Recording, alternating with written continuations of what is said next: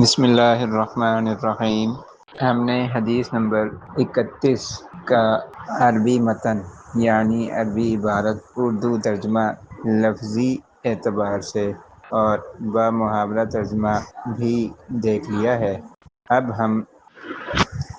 ہم اس کے بارے میں پڑھیں گے کہ قرآن پاک اس حوالے سے کیا کہتا ہے۔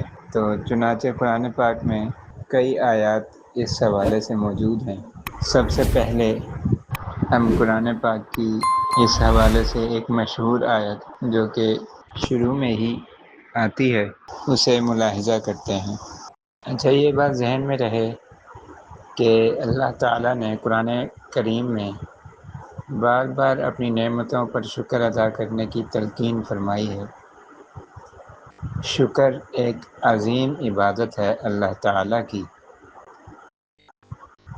اور اس عبادت کے ذریعے سے اللہ تعالیٰ انسان کے ایمان میں اضافہ فرماتے ہیں، اور جو نعمتیں انسان کو ملی ہیں وہ باقی رہتی ہیں، اور مزید نعمتوں کے حصول کا ذریعہ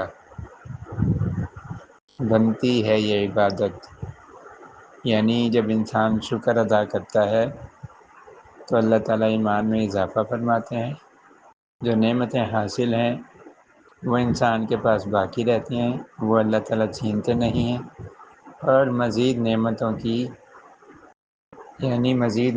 کے حصول کا اللہ تعالیٰ اس عبادت کو ذریعہ بنا دیتے ہیں۔ یعنی جب انسان شکر ادا کرتا ہے تو اللہ تعالیٰ اس کی نعمتوں میں اور زیادہ اضافہ فرما دیتے ہیں۔